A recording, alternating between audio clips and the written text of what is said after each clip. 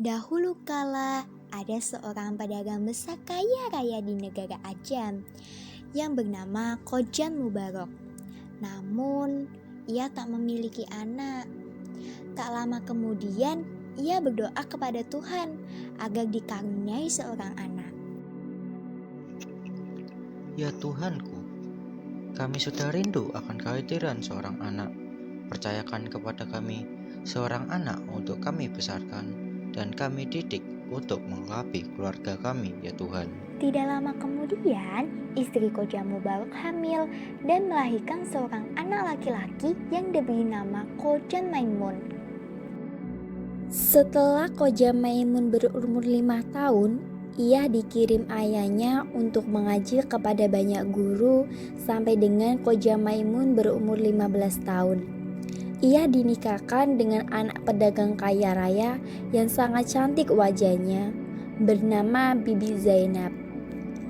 Setelah beberapa lama, Khojan Maimun menikahi Bibi Zainab. Ia membeli seekor burung bayan jantan. Setelah beberapa saat, ia membeli burung bayan jantan. Ia juga membeli seekor burung tiun betina, lalu dibawanya pulang dan dimasukkan sekandang dengan burung bayan jantan.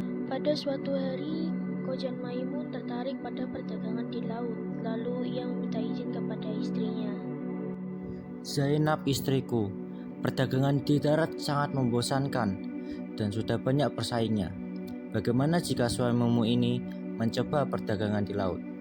Perdagangan di laut masih sedikit pesaingnya. Apakah istriku akan mengizinkan kepergianku? Sebelum ia pergi, Khojan Maimun berpesan kepada istrinya apabila ada suatu permasalahan maka harus bermusyawarah dengan kedua burung itu, karena fitnah di dunia sangat besar dan lebih tajam daripada senjata. Wahai istriku, jika ada suatu masalah selagi aku merantau, maka bermusyawarahlah dengan bayan dan tiung terlebih dahulu, karena fitnah di dunia sangat besar dan lebih tajam daripada senjata. Setelah beberapa lama ia ditinggal suaminya, ada seorang anak raja yang bernama Ajam yang sedang berkuda lalu melihat Bibi Zainab yang sangat cantik. Siapa wanita itu? Sungguh sangat cantik wajahnya, seperti seorang bidadari. Lalu mereka berencana bertemu melalui seorang perempuan tua. Hei Bibi Zainab, ada seorang anak raja yang ingin bertemu denganmu. Sebaiknya kamu menemuinya karena ia seorang anak raja. Pada suatu malam, Bibi Zainab pamit kepada burung tiung ingin menemui anak raja itu.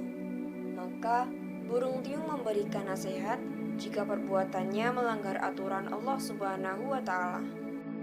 Tuanku, tidak sebaiknya seorang istri bertemu seorang laki-laki lain di saat suaminya sedang jauh merantau, karena itu melanggar aturan Allah SWT.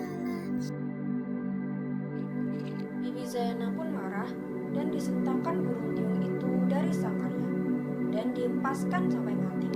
Lalu Bibi Zainab pun pergi dan melihat bayan yang sedang berpura-pura tidur. Bayan berpura-pura terkejut dan mendengar isian Bibi Zainab ingin pergi dan bertemu dengan anak raja. Maka Bayan berpikir jika ia diam seperti itu, maka ia juga akan mati. Setelah berpikir, ia pun berkata, Aduhai Siti yang baik hatinya, segera pergilah menemui anak raja itu. Apa yang bisa saya lakukan? Meskipun Tuhan berbuat jahat, insya Allah saya akan menanggungnya.